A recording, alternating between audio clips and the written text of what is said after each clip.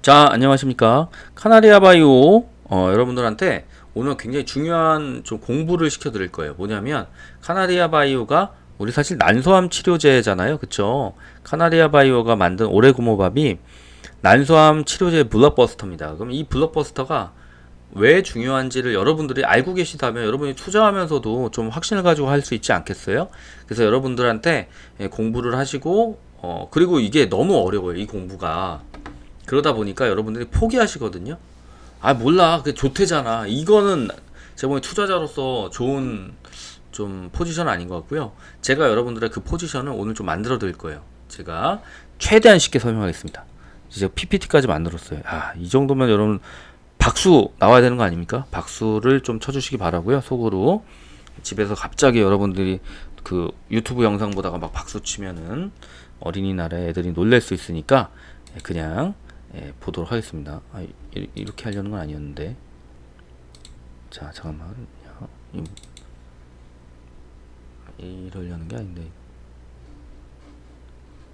아니야. 이게 아니고. 이걸로 하겠습니다. 요거. 괜찮죠? 잘 보이시죠?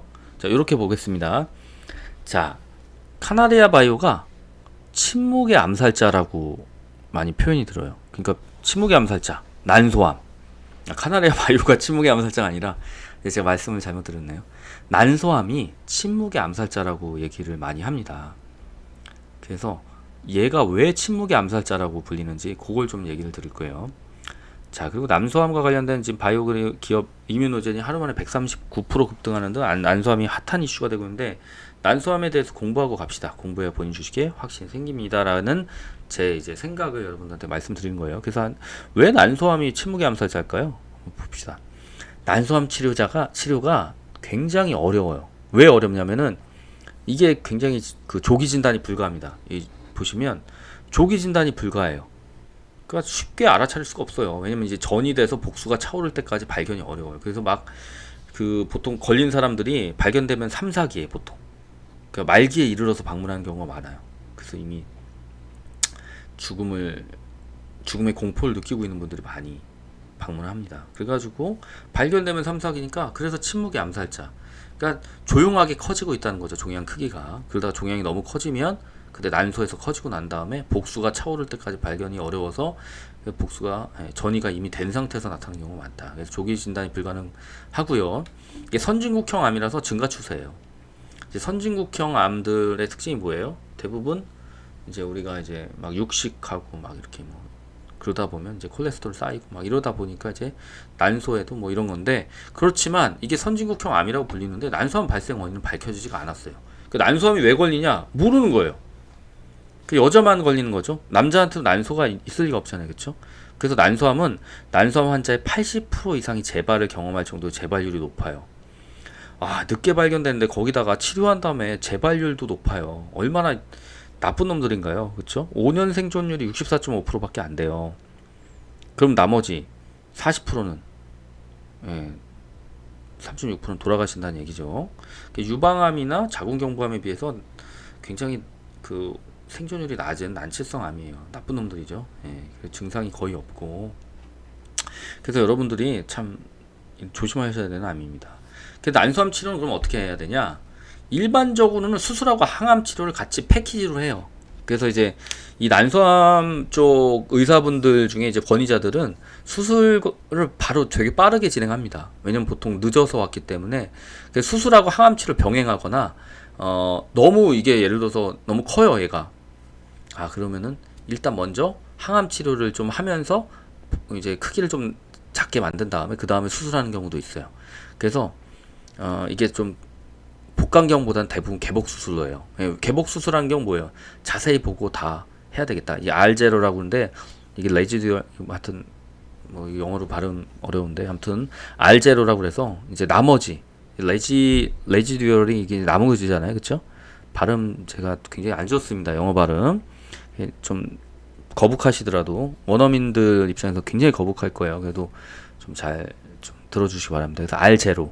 그래서 남는 게 없이 그냥 다 드러내겠다 이거예요. 개복 수술 해가지고 종양을 보고 육안으로 완전 제거하는 게 원칙이에요. 근데 인간인 이상 의사 눈에 한계가 있잖아요, 그렇죠? 의사분들도 뭐 맨날 저기 이렇게 쳐다보고 막 이러다 보면 눈도 침침하실 거고 막 예? 안구건조증이 있을 수도 있고 그래서 눈에 한계가 있습니다. 그래서 다 제거되지 못할 수도 있다라는 걸 가정하기 때문에 항암 치료도 같이 진행하는 게 일반적이고요. 그래서 보통 2기부터는 수술하고 항암 치료를 병행합니다. 그리고 3, 4기는 이미 좀 말기로 가고 있으니까 종양 크기가 크면은 항암 치료 통해서 종양 축소한 다음에 수술도 하고 있고요. 난소암 환자는 대부분 이제 브라카라고 표현해요. BRCA 브라카. 이제 여러분들도 브라카라고 표현하면 됩니다. 자, 브랑카 아니에요. 브랑카. 브라카. 남자분들 이제 좋아하시는 지금 브랑카 좋아하시는 분들 많잖아요. 그렇죠? 스트리트 파이터라는 게임을 좋아하시는 분들은 뭐 지금 한 40대 다 아시죠. 그래서 브라카 돌연변이 검사를 합니다. 이제 난소암 환자가 대부분 브라카 돌연변이 검사를 하는 이유는 제가 뒤에서 자세히 말씀드릴게요. 이게 난소암이 걸려서 이제 병원에 가잖아요. 그래서 딱 보면 이제 의사 선생님들이 일단 브라카 돌연변이 검사합시다라고 해요.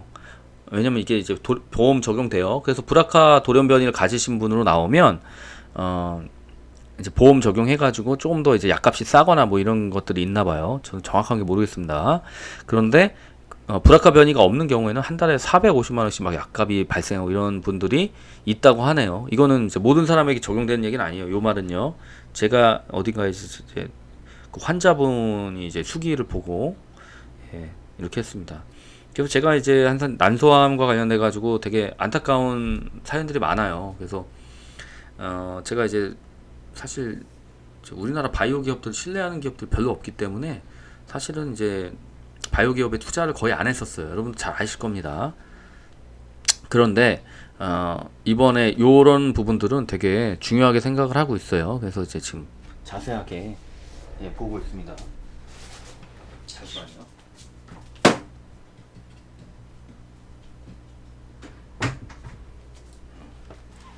지금 방송을 하고 있는데 제가 딸이 난입을 해가지고 잠시 내보냈습니다. 어린이날인데 딸 봐야 되는 거 아니냐고요? 딸 오전까지 잘 봤고요. 지금 이제 저만의 시간입니다. 자, 그래서 이제 중요한 거는 자 3, 4기 경우에는 종양 크기가 크면 이제 항암 치료 뭐 이런 내용인데 이렇게 이제 방송 맥이 끊기면은 제가 무슨 말을 했었는지 기억이 안 나요. 그렇죠? 자, 그래서 브라카 돌연변이 검사를 하게 돼요, 무조건. 그래서 브라카 돌연변이 검사를 해서 만약에 브라카 돌연변이가 있다라고 하면요, 그러면은 쓰는 약이 있어요. 보통 그 약을 많이 쓰고 그 다음에 브라카 돌연변이 검사를 했는데 브라카 돌연변이가 없어요. 그러면은 그 난소암 환자는 돌연변이 그 브라카 돌연변이 검사인데 그게 없기 때문에 그 변이가 없으면 그러면은 다른 치료를 합니다. 그래서 이렇게 가는데 일단은 여러분들 이 단어 자체에 너무 신경 쓰면은 막 여러분 공부하는 생각 들어요. 단어는 필요 없고 이렇게 생각하세요. 난소암 환자가 이제 난소암 걸려가지고 가면은 혹시나 어떤 돌연변이인자를 가지고 있는 사람들은 특정 약들을 많이 써요. 그게 바로 파프 억제제라는 건데 파프 억제제 너무 어렵다, 그쵸? 그냥 다른 A라는 약을 쓴다고 생각하세요. 그리고 이 브라카 돌연변이 양성으로 나온 사람은 그 파프 억제제라는 그 A 약을 쓰는데 우리는 이 뭐예요? 우리가 쓰는 거는 오레고모밥은 브라카 양성인 사람들은 일단 배제하고 실험을 했어요. 그 사람들은 우리 약을 안 쓴다. 우리는 브라카 변이가 없는 사람들 위주로 이제 진행을 한다. 요런 겁니다. 그리고 요거 말고 몇 가지가 있는데 그 뒤에서 설명할게요. 그래서 브라카 돌연변이가 있으면 자녀에게도 유전자의 가능성이 상당히 높습니다. 한 50% 정도 된다고 보네요. 그래서 자, 어떤 일이 있었냐? 우리가 난소 제거한 사람 중에 유명한 연예인 누구 있어요? 졸리죠, 졸리. 안젤리나 졸리. 그 졸리가 이제 어머니인가가 있었던 거예요. 브라카 돌연변이가. 그러니까 자기는 이제 너무 걱정되니까 유방암하고 그 난소암 가능성이 굉장히 높아집니다. 그래서 그 둘 다 제거했어요. 난소도 제거하고 그 다음 유방도 제거했습니다. 네. 자, 넘어가겠습니다. 그래서 이제 항암치료제 종류는 나중에 볼게요. 여러분들 이거 머리 아프니까. 자, 그래서 용어를 먼저 공부를 살짝 할게요. 이 브라카 유전자 변이는 난소암 환자의 약 20%에 해당하는 사람들이 브라카 유전자 변이에요. 자, 그러면 이 20%는 오레고모밥은 그냥 포기하겠다 이거예요. 우리는 나머지 80% 유전자 변이가 없는 사람들 중심으로 보겠다는 거예요. 그래서 미확인 유전자들 합치면 약 50%까지 되는데, 아무튼 브라카 유전자 변이 없는 사람들을 중심으로 하겠다는 거고, 그럼 브라카 유전자 변이가 있는 사람들은 어떤 걸 쓰냐? 아까 말씀드린 파프 억제제 쪽 약을 써요. 그렇게 해가지고 넘어가겠습니다. 그 안젤리나 졸리가 가족력 BRCA 브라카 변이 때문에 유방과 난소 절제한 케이스입니다. 그래서 부모 중 한 명이 변이인 경우에 자녀가 변이일 확률이 50%에 가까워요. 예, 그렇고 그 다음에 브라카라는 거에 대해서 간단히 설명할게요. 브라카 유전자가 뭐냐 이게. 자, 우리의 그 몸은, 자, 이거 보시지 마시고 제 얘기만 들으세요. 우리의 몸은 이제 유전자들이 있잖아요. DNA들이 이제 막 있고, 근데 우리가 이제 살다 보면은 여러 가지 외부 충격이 올 수도 있습니다. 그 외부 충격이 오게 되면 DNA가 이제 손상돼요. 그러면은 이거를 복구시키는 유전자입니다. 그게 이제 뭐예요? 이게 DNA 복구 시스템인데, 이 DNA 복구 시스템에 이상이 생기는 거예요. 그래서 DNA 복구가 어려워지고, 이로 인해서 돌연변이 등이 발생을 하면 이제 암이 발생하는 원인이 되는 겁니다. 즉 브라카 돌연변이가 있으면 이거는 DNA 복구가 어렵다는 얘기고, 그렇게 되면서 암이 발생하는 원인이 된다는 얘기예요. 그쵸? 그래서 브라카 돌연변이가 있으면 어떻게 된다? 이게 암이 발생하는, 암세포가 발생하는 원인이 될 수 있다. 유방암 발병의 25% 원인이 여기에 있다라고 하네요. 예, 이렇게 보시면 됩니다. 자, 그러면은 브라카 변이가 있는 쪽은 우리가 생각할 필요가 없어요. 일단은 왜? 우리는 우리 약은 어쨌든 간에 브라카 변이가 없는 사람들한테 적용되는 약이니까. 근데 좀 이따 비교는 할 거예요. 왜냐면 여러분들이 얼마 전에 우리가 봤던 자료가 있는데, 그거 때문에 막 걱정을 많이 했어요. 야, 이거 신약이 이거 저기 어떤 것들이 뭐 나와가지고 지금 뭐 그 굉장히 성과가 좋고, 그래서 거기가 139% 하루 만에 오르고 이랬으니까, 그러면은 경쟁 기업이 그렇게 잘 되면은 이제 위험한 거 아니냐, 뭐 이런 건데, 정확히 말하면 관계가 없다고 할 수는 없지만 관계가 있긴 있어요. 하지만 걔네들은 뭐다? 브라카 유전자 변이 중심으로 하는 애들이다 라고 보시면 됩니다. 예, 그렇게 보시면 돼요. 그러면 우리는 브라카 유전자 변이 없는 애들에 주로 적용하는 거라니까요. 오레고모밥이요. 그러면은 시장이 나눠지겠네요. 그쵸? 시장이 이미 나눠져 있습니다. 그래서 이제 아마 전략적으로 선택한 거라 보여지고요. 오레고모밥. 자, 그리고 이제 용어 공부를 할 건데, BRCA랑 PFS랑 OS예요. 자, BRCA는 설명했죠. 브라카 유전자 변이에 대해서는 설명을 들었고, PFS가 뭔지 말씀드릴게요. PFS는 뭐냐면, 자, 무진행 생존 기간. 이 무진행이란 건 뭐예요? 무진행, 그 암이 진행이 안 됐다, 그리고 생존하고 있다, 이거예요. 그 종양 크기가 20% 이상 증가하지 않는 상태일 때를 성장이 멈추었다고 판단합니다. 그래서 PFS란 암세포가 성장이 멈추었다가 다시 성장할 때까지의 기간. 예를 들어서 이 약을, 어떤 약을 투여했더니 종양 크기가 더 이상 안 커졌어요. 그렇게 해가지고 예를 들어서 5개월 넘어갔어요. 그러면은 그때 5개월 넘어가다 다시 재발을 했다. 그러면 그때 성장할 때까지의 기간, 그 5개월을 PFS라고 표현을 합니다. 무진행 생존 기간이 되게 중요하겠죠. 자, 무진행 생존 기간이 중요한 이유는 뭐냐면 이런 거예요. 이제 난소암은 어떤 거라고 그랬어요? 난소암은 진짜 치료가 어렵다. 그래서 이제 수술하고 약을 투약해가지고 이렇게 했는데, 근데 이제 재발이 너무 잘 되는 거예요. 그쵸? 그래서 난소암과 관련돼서 중요한 건 뭐다? 수술한 다음에 투약하면서 재발이 안 될 수 있게 유지하는 기간이 반드시 중요합니다. 그 기간이 굉장히 중요한 이유는 뭐예요? 재발이 안 되는 것을 목표로 해야 되기 때문에. 왜냐면 너무 80%가 재발이 되는 이 무서운 병이기 때문에, 그러면은 재발 안 되는 기간이 길면 길수록 좋은 거 아니에요. 그쵸? 그 80%에 안 들게 만들어야 되니까, 사람들을요. 20%에 들어가게 만들어야 되니까. 그래서 PFS가 굉장히 중요한 거예요. 그 다음에 OS는 뭐예요? 전체 생존 기간. 네, 그래서 무작위 배정으로부터 사망까지의 시간. PFS란 암세포가 성장이 멈추었다가 다시 성장할 때의 시간이고, OS는 전체 생존 기간. 네, 사망까지의 시간입니다. 사망해야지 OS가 나오겠죠? 네, 사망 안 하고 살아계시면 이제 PFS까지만 나오는 거라고 보시면 됩니다. 제가 얘기하니까 좀 이해가 빠르지 않아요? 쉽죠? 예. 아닙니다. 어려울 겁니다. 그래도 잘 들으세요. 그 다음에 이거는 여러분들이 앞으로 바이오 기업 분석하는 데 있어서 항상 많이 나오는 얘기니까, CR이 뭐냐면 Complete Response라고 그래가지고, 자, 발음 구린 거 알고 있어요.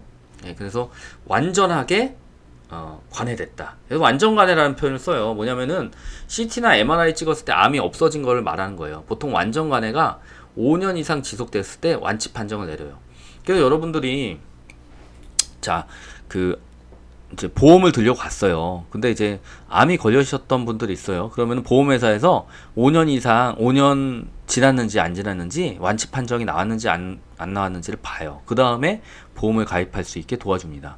이런 것들도 여러분들 알아두세요. 그래서 그걸 CR이라고 그래요.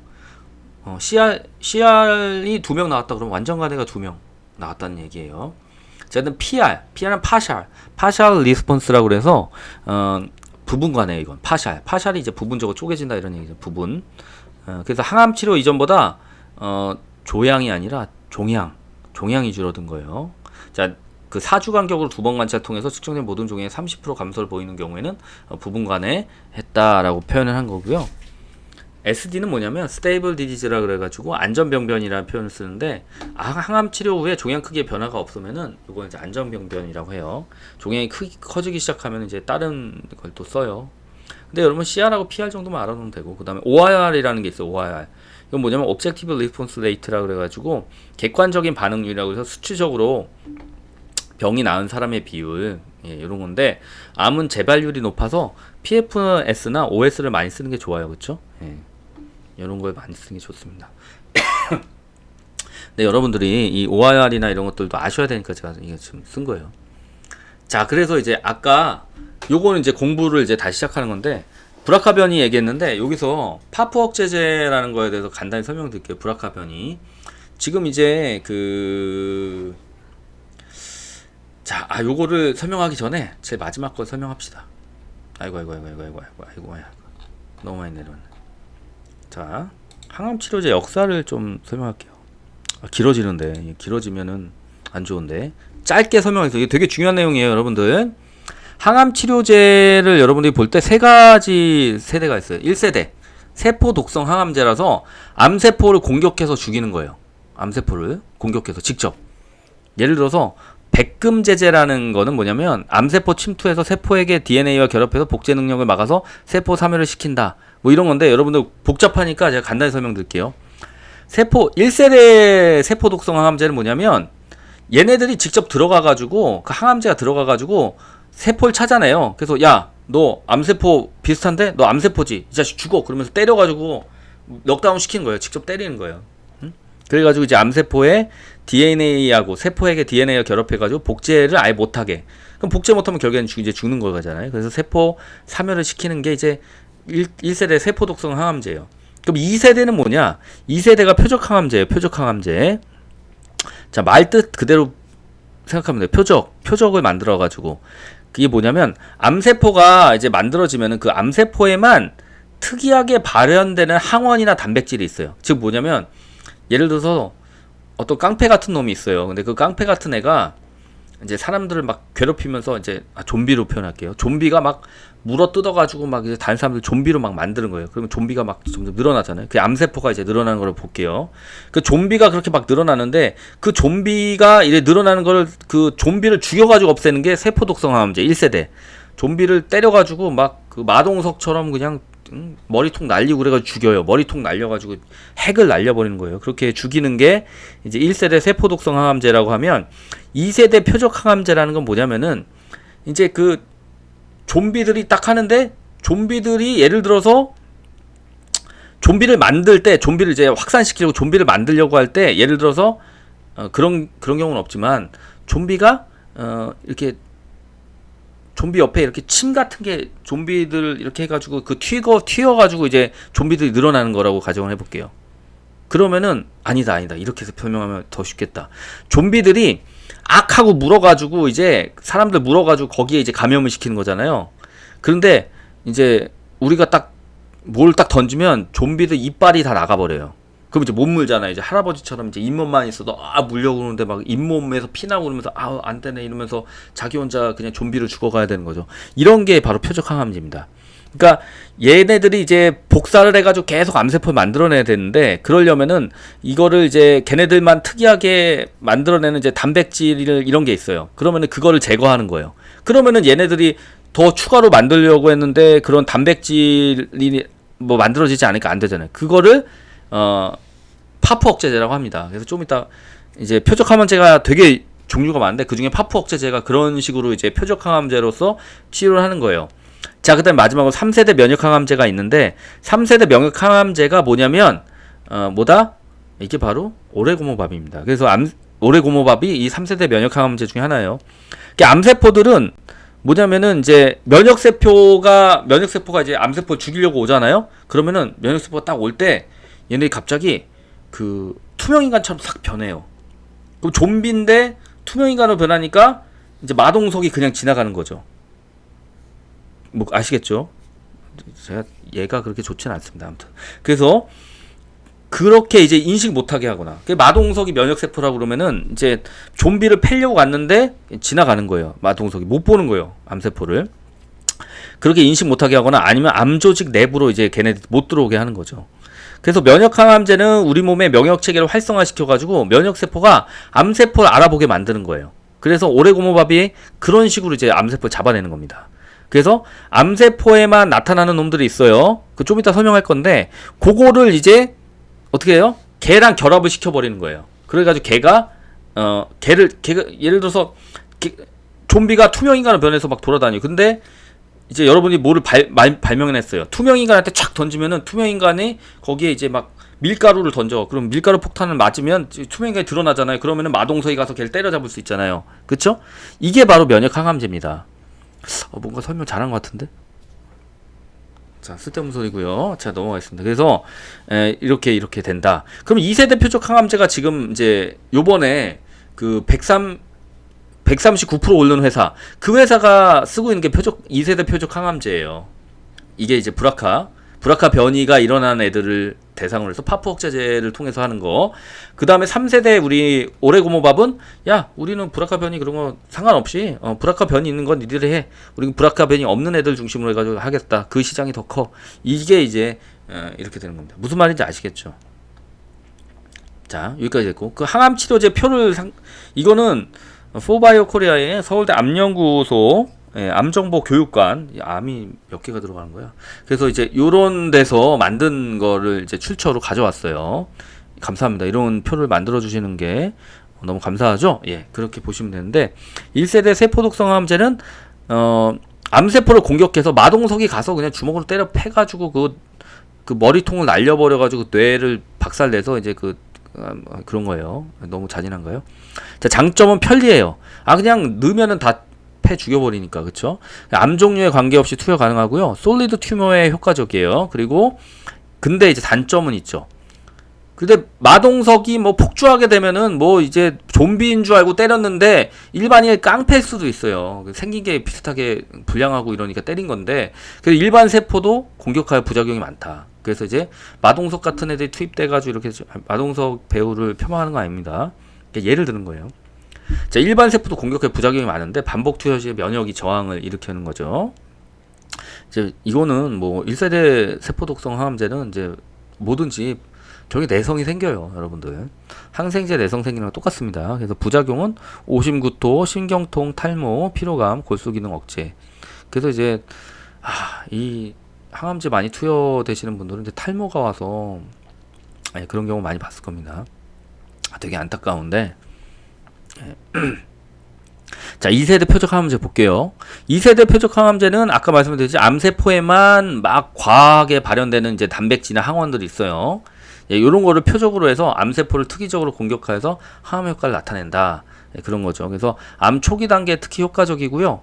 일반 조직에 대해 부작용이 적고 그런 건 장점인데, 단점은 뭐냐면 조직 검사나 수술 등으로 종양 적출해서 종양 특성을 파악해야 돼요. 예를 들어서 브라카 변이가 있는지 이런 거. 반복 투여 시에 면역력 저항이 일어날 수도 있다. 자, 그래서 이런 것도 부작용이 있고, 마지막으로 3세대 면역 항암제는 어때요? 면역 체계를 활성화시켜서, 그래서 이제 암 세포들이 이제 그 면역 세포를 속이거나 도망치지 못하게 마동석이 볼 수 있게 그 투명인간화된 거를 밀가루 폭탄을 던져서 마동석이 알아보게 해가지고 암세포를 때려 죽일 수 있게 해준다. 그래서 전이암에도 효과적이고 장기적으로 면역 기억이 생긴다. 그래서 그런 거 딱 보니까 이놈들이 이렇게 숨는구나. 그래가지고 마동석이 이제 눈치채는 거죠. 야, 이 자식들 이렇게 숨는구나 싶어가지고 걔네들이 숨는 데를 잘 찾아내게 된다거나 혹은 밀가루를 뿌리지 않고 마동석이 자기 눈에 밀가루를 뿌려 아니 그거는 좀 이상하고 마동석이 선글라스 딱 끼니까 보이는 거예요. 그렇죠? 그래서 장기적으로 면역 기억이 나서 면역을 활성화시켜서 세포를 잡아낼 수 있는 좋은 그런 부분이 있다. 그래서 면역 관련 부작용이 일어날 수도 있고 낮은 치료 효과가 단점이라는 거죠. 근데 이게 치료 효과까지 좋다? 그러면 이거 안 쓸 이유가 없는 거예요. 좋죠, 여러분들. 치료 효과까지 좋으면 이걸 안 쓸 이유가 뭐가 있나요? 그렇죠? 면역 감염제는 굉장히 좋은 거죠. 근데 이제 부작용이 좀 있는데 근데 우리가 저기 조사했듯이 어때요? 제가 여러 번 얘기했지만 야, 이 부작용이 굉장히 적은 약이에요. 뭐가? 오레고무밥이. 지금 제가 이제 139% 오른 그 기업, 그죠? 걔네들 제가 약간 안 좋게 보는 이유가 뭐예요? 파프 억제제로 쓰고 있는 그 약은 부작용이 상당히 지금 높은 편이다. 예, 그래서 안구에 영향을 미친다는 거죠. 그래서 안 좋은 영향들 제가 방송에서 했었죠. 예, 그렇게 보시면 됩니다. 자, 그래서 항암 치료제 역사는 세포독성 항암제 이제 암세포 공격해서 사멸하는 건데 백금 제제가 뭐냐면 이게 백금 알죠, 여러분? 백금 반지 끼고 있으신 분도 있잖아요. 그런 거랑 비슷한 거예요. 이 백금이 그냥 암세포에 들어가 가지고 그냥 DNA 그 세포의 DNA한테 백금으로 딱 박아버리는 거예요. 야, 너 내 거 딱 해버리면 복제가 안 돼. 그 다음부터 걔는. 그래서 이제 원래 그 암은 자가 그 복사를 해가지고 계속 늘어나는 게 이제 암이거든요. 근데 그런 것들 이제 해결한다는 거고. 그 다음에 2세대 표적, 그 다음에 3세대 면역 다 설명했으니 넘어갈게요. 자, 그래서 자 다시 이제 앞으로 가겠습니다. 용어 공부했죠 우리가. 자, 그래서 암세포는 분열이 빨라요. 그래서 복제가 잘 돼요. 그래서 암세포는 막 늘어나가지고 막 그 종양이 커지고 막 이러는 거예요. 그래가지고 우리 몸을 암세포로 다 그냥 복사를 해버리는 거죠. 근데 얘네들도 세포라서 DNA 에러가 발생을 해요. 예. 얘네들도 세포니까, 암세포니까 얘네들도 DNA 에러가 발생할 수 있잖아요. 그럴 때 DNA 에러가 발생했을 때 이거 에러를 복구시켜주는 게 바로 파프라는 놈들이에요. 그래서 암세포가 막 분열되고 싶은데 이 분열되다가 지들도 뭐 충격받거나 이러면은 에러가 나는 거예요. 근데 그 에러 난 거를 고쳐주는 놈들이 파프예요. 그래서 이 파프를 만약에 억제시키는 약이 있다면 암세포가 늘어나는 걸 막을 수 있어요? 막을 수 있겠죠. 그래서 이게 파프 억제제다. 그래서 브라카라는 게 뭐냐면은 브라카는 DNA 손상을 복구하는 거예요. 그래서 정상세포화 시키는 건데 브라카 돌연변이가 있는 경우에는 DNA 손상이 복구가 안 되어서 암세포로 만들어지는 거죠. 그래서 브라카 변이가 있는 사람한테 파프 억제제를 통해서 암세포가 에러를 복구하는 시스템을 무력화해버리는 거예요.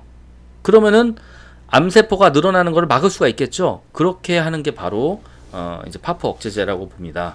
이렇게. 근데 이게 브라카라는 이 브라카 변이 말고도 DNA 손상을 복구하는 유전자가 따로 있대요. 몇 가지 더 있어요.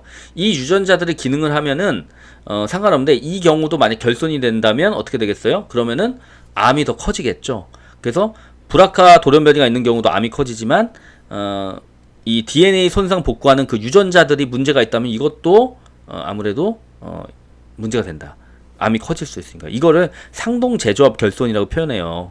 그래서 너무 복잡한 얘기들 많이 했죠. 그러니까 이거 그냥 이렇게 생각하시면 돼요. 자, 난소암 걸리신 분들은 크게 두 가지로 나눠집니다. 브라카 변이가 있는 분하고 브라카 변이가 없는 분들인데 브라카 변이가 있는 분들은 그 파프 억제제를 통해 가지고 치료하는 게 좀 더 효과적이라고 나와 있어서 지금 그걸 하고 있다. 네, 그렇게 보시면 됩니다. 그리고 그 브라카 변이가 아닌 사람들 중에서도 상동제조합 결손이라는 게 있는 사람들은 파프 억제제를 써도 된다. 요 정도라고 보시면 됩니다. 그럼 파프 억제제에 뭐가 있냐? 제줄라 니라파립이라는 게 있고요. 이게 지금 많이 쓰이던 거예요, 원래는. 자, 그래서 브라카 유전자 돌연변이가 있는 경우에는 제줄라 유지 요법군의 PFS는 21개월, 위약군보다 5.5개월 나아졌죠. 그러면은 5개월 더 사는 거예요. 근데 브라카 유전자 돌연변이가 없는 환자 집단에서는 PFS는 9.3개월, 그럼 3.9. 이것도 이제 한 5개월 더 사는 거죠. 5, 6개월.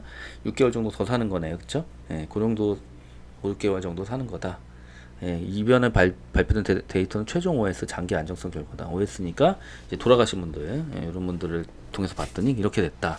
예, 그래서 야, 이렇게 된다는 건데 뭐 사실 6개월 더 사는 게 뭐 큰 의미가 있는 분도 있고 아니라고 생각하시는 분도 있겠지만 하루를 더 사는 것들도 의미가 있는 사람들도 있으니까요. 예, 되게 의미 있다고 봅니다. 어쨌든 그런데 이래서 이 중에 553명이 난소암 환자인데 그 중에 203명이 브라카 유전자 돌연변을 가지고 있었고요.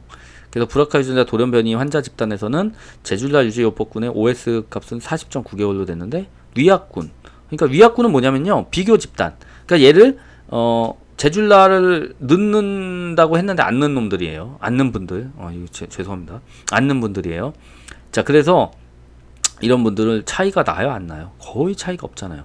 그러니까 이거는 효과가 좀 떨어지는 게 아닌가 이런 생각이 든 거죠. 그래서 지금 니라파립이 이렇게 효과를 제대로 못 보이니까 그래서 빠르게 뭐를 내준 거다? 그래서 림파자, 올라파립 얘네들을 빨리 신약 승인 내준 거예요, 얘네들이. 그래서 얘네들이 뭐 앞에 두 번의 선행 연구가 있었고 세 번째가 이제 솔로2 연구인데 이게 백금 민감성 BRCA 브라카 유전자 돌연변이 재발성 난소암 환자가 참여했는데 무슨 소리냐면 백금 민감성은 뭐냐면 아까 얘기했던 거 있잖아요. 마동석 그냥 투입해가지고 그냥 머리통 날려버리는 거. 그거에 대해서 민감하고 이제 좀 어려운 좀 그런 환자들, 그런 사람들을 이 브라카 유전자 돌연변이가 있는 사람들을 올라파립으로 해봤다. 그랬더니 어떻게 돼요? 65개월 추적 관찰한 결과 65개월이면 얼마냐면 12개월 곱하기 5 해보세요. 60개월이잖아요. 그러니까 5년을 넘은 거예요. 5년을 넘었으니까 상당히 신빙성 있는 결과죠. 전체 환자 집단의 OS 중합값은 어떻게 됐어요? 많이 살았어요? 어때요? 51.7개월로 위약군은 38.8개월, 무려 한 20개월은 아니지만 17개월, 13개월이나 1년이나 더 살았다는 거죠.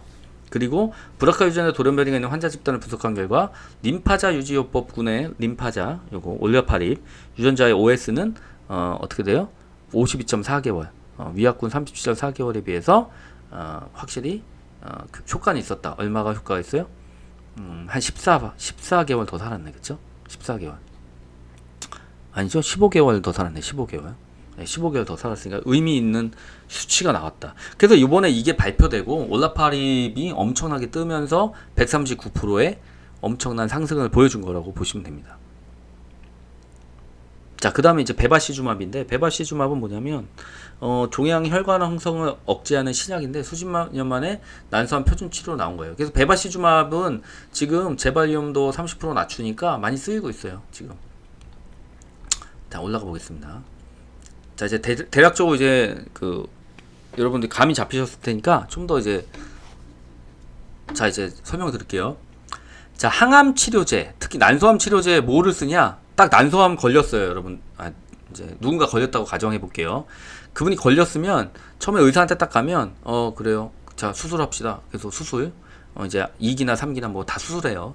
4기나 수술 들어가면서 이제 종양 크기 아주 크지 않는다면 수술 바로 들어가서 그걸 이제 하죠. 그때 그거 하면서 뭐를 써요? 이제 항암 치료를 병행하는데 파크리탁셀을 주로 써요. 이게 카보플라틴이나 탁솔인데 이게 뭐냐면 아까 말씀드린 마동석, 그쵸? 1차 치료. 그냥 이제 날려버린 거 머리통, 그쵸? 요거를 주로 사용했어요. 1990년대에는 다 이거 사용했어요. 이렇게 했는데 아까 말했듯이 부작용이 일어나고 그 다음에 재발을 하게 되니까 방법이 없는 거예요. 재발을 80%가 하는데 이거 어떻게 답이 나와요? 그러니까 재발을 못하게 유지할 수 있는 치료제가 반드시 필요한 거죠.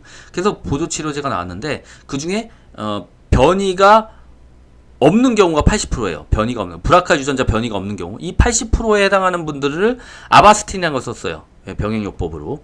그래서 1번 이거 쓰면서 같이 아바스틴, 베바시주맙을 같이 썼다. 2000년대. 이렇게 썼는데 이렇게 해가지고 어느 정도 효과를 보고 있었어요. 근데 변이가 있는 경우에는 뭘 쓴다? 이때 림파자를 쓴다는 거예요. 제줄라는 어떻게 됐어요? 나라파립은 아까 말씀드렸듯이 좀 한계가 있다. OR을 봤더니 뭐 큰 차이가 없는 거예요, 위약이랑. 그래서 림파자가 지금 뜬 거죠. 그래서 긴급 승인 받고 지금 이제 3상까지 이제 마무리 되는 거예요, 얘네들이. 자, 그래서 얘네들이 지금 이제 처방이 이제 림파자가 뜨면서 이제 되고 있는 거죠. 얘네들보다 파프 억제제다. 아까 말씀드린. 그래서 20% 중에서도 1, 2차 치료에 반응하는 환자한테만 사용하고 있어서 림파자 대상자는 현재 적은 상태다. 그래서 어떻게 하고 있다? 지금 오레고모밥은 브라카 유전자 변이 있는 쪽에는 안 쓴다는 거예요. 얘는 너 우리 대상 아니야. 이렇게 지금 가고 있는 거죠. 변이 없는 경우 이게 80%니까 이 시장 보겠다는 거예요. 오레고모밥은. 예, 이렇게 해서 아바스틴 이거 쓰고 있고 그 다음에 변이 없는 경우에도 만약에 여기 유전자 변이 없어도 HRD 상동제 조합 결핍 양성 환자도 림파자 효과를 볼 수는 있으니까 이제 올라파립을 일부 쓰긴 해요.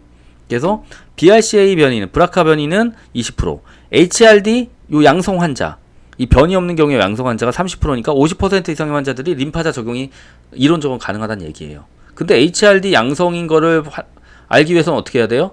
이거는 미국의 자료를 보내야 돼요. 최근에 한국 기업이 이것도 한다라고 들긴 했는데 대부분 이제 이것까지는 안 하죠, 그렇죠? 예, 이렇게 되고. 근데 베바시주마카 올라파립 병행 효법에 효과가 좋다는 연구 결과는 이제 나와 있어요, 그렇죠? 이렇게 지금. 자, 그래서 최근 동향은 어떻게 되고 있어요? 브라카 유전자 변이 환자가 수술 후 1차 치료 후 유지요법으로 올라파립 사용 시, 올라파립, 요거 파프 억제제 사용 시, 이제 브라카 유전자, 이거 변이된 환자. 그래서 이거 20%밖에 안 된다고 그랬죠. 이 사람들은 질병 질환 및 사망 위험 70% 감소시키는 결과가 나왔어요. 2018년도 굉장히 좋은 결과죠. 그리고 2020년 솔로2 연구. 요번에 이제 솔로2 연구 이런 거 한 거에서 올라파립 투여한 환자들이 위약 투여한 환자보다 생존 기간이 17.9개월 증가, 5년차 생존율이 12.9개월 증가해서 5년 생존율이 굉장히 높아졌다. 그리고 요거에 대한 최근 결과들이 이제 며칠 전에 나온 거예요. 그걸 이제 학회에서 발표한 거고. 굉장히 놀라운 효과를 보였다라고 이제 판단을 하고 있는 거예요. 거기에서는 그래봤자 이제 제가 보기엔 오레고모밥보다 좋은 그 약은 아닌데 아니 이렇게 표현하면 안 되고 오레고모밥이 더 효과가 좀 좋게 나오고 있죠. 3상에서 이상만큼의 결과가 나온다 그러면은 제가 보기에는 왜냐면 변이 없는 경우에도 다 쓸 수 있으니까 그렇죠? 그리고 병용요법으로도 굉장히 괜찮아요. 이 아바스틴이랑 지금 병용요법도 같이 하고 있죠. 네. 자, 그래서 그런 정도 설명했으면 제가 다 설명한 것 같은데요, 그쵸? 예, 다 설명한 것 같아요. 예, 이것도 설명했죠? 제출라 니라파립 설명했고, 림파자 설명했죠? 예, 림파자 설명했고, 이런 것도 설명했죠? 최근 결과들. 이게 계속 5년 이후 결과이기 때문에 이 결과는 좀 의미가 있다. 그래서 이 결과. 그래서 나중에 이제 제가 보기엔 오레고모밥이 OS가 얘네들보다 높을 거라고 저는 가정을 하고 있어요. OS가 얘네들보다 높을 거기 때문에 아마도 3상 결과가 중간 결과가 나오면은 그 다음에 길어지면은 길어질수록 이게 그 관찰한 거 5년 이후에 임상 데이터가 또 나올 거잖아요. 그때는 좀 더 의미 있는 숫자들이 나오지 않을까 이렇게 기대를 해봅니다.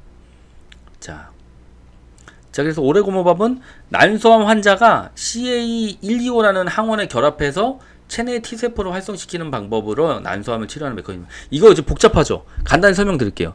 이제 난소암이 걸리게 되면 그 종양이 CA125 항원 같은 것들이 이제 막 만들어져요. 그러니까 여기에다가 그 이제 밀가루를 뿌려가지고 색칠을 해주는 거죠. 오레고모밥이. 딱 너 이 자식 좀비잖아. 싹 뿌렸어요. 밀가루를 던졌어요. 그랬더니 거기 딱 붙어요. 그러니까 좀비가 투명 인간으로 변했지만 보이잖아요. 그쵸? 그래서 그 항원에 결합해가지고 그러니까 이제 마동석이 지나가다 딱 알아보고 너 이 자식 일로 와 그러면서 원펀치 딱 날리는 거죠. 그런 거라고 보시면 됩니다. 임상 이상 어디 갔어? 자, 그래서 임상 이상에서 PFS가 42개월이 나왔어요. 아까 무진행되고 있는 그게 42개월이 나왔다. 근데 표준치료법 1차 치료 카보플라틴으로 한 거 이거 뭐예요? 마동석 그냥 1차 치료 그냥 원펀치로 때리는 애들 그냥 처음에 그냥 달려들어서 때리는 애들. 이거 그냥 직접 치료. 그 1차 그게 이제 12개월밖에 1차 했는데 12개월밖에 유지를 못 했는데 42개월을 한 거예요. 그쵸? 엄청난 거죠.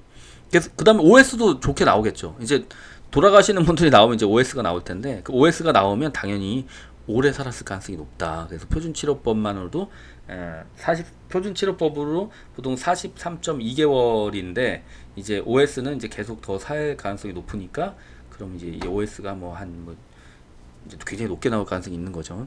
약의 부작용은 어떻게 되고 있어요?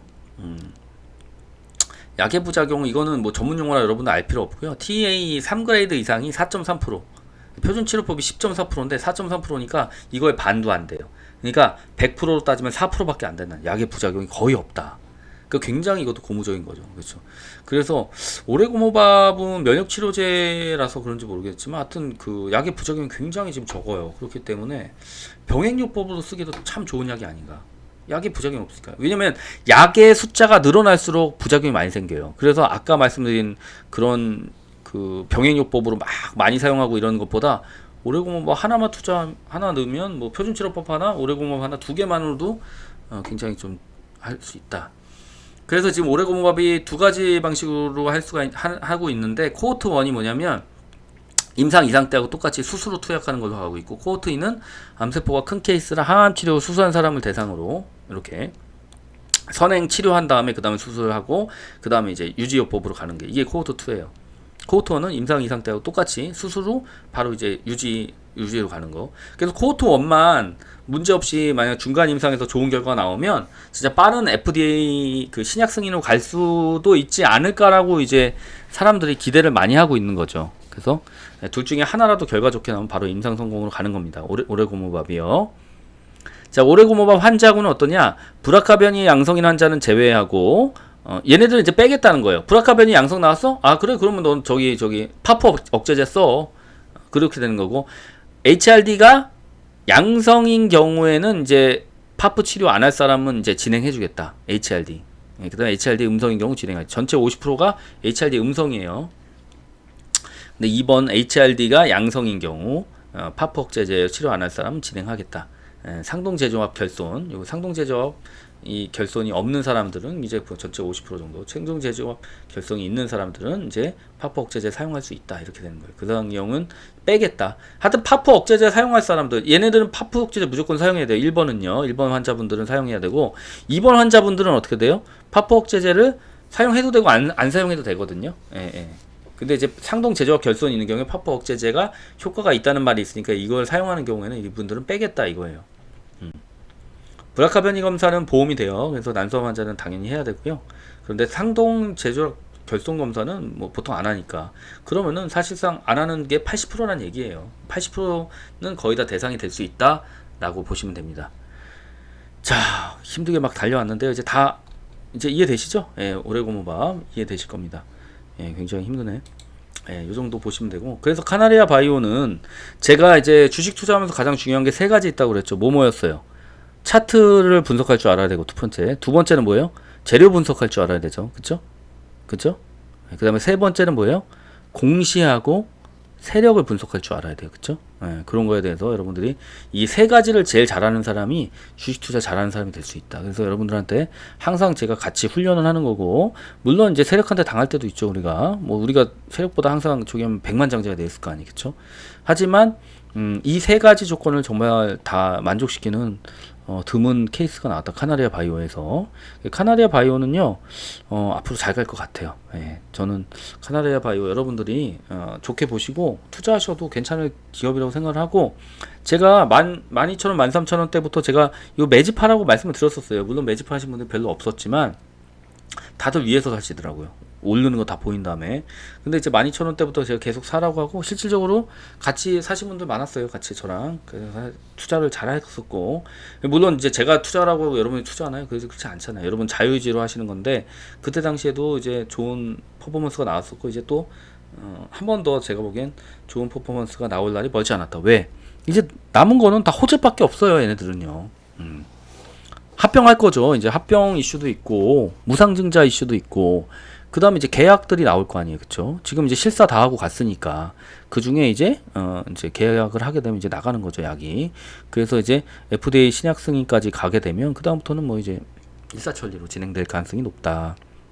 물론 그게 올해 안에 다 이루어진다? 뭐 그건 아니지만, 뭐 이제 계속해서 이제 일어날 거다. 그리고 최소한 제가 보기에는 임상 3상 중간 결과가 나올 때 아마 많이 올라 있지 않을까, 이 생각이 듭니다. 왜냐면은 그것만 임상 3상 중간 결과가 잘 나온다는 것 자체는 얘네들의 시총이 굉장히 높아질 수밖에 없는 그런 부분이거든요. 그래서 여러분들한테 굉장히 효도할 주식이 아닌가 이 생각이 들고요. 그리고 여기 뭐 세력이나 이런 것들이 만약 존재한다고 가정해 볼게요. 그 존재한다면 여기는 좀 강력한 재료가 있기 때문에 강력하게 또 밀어붙일 수도 있고 그렇지 않을까. 그래서 한번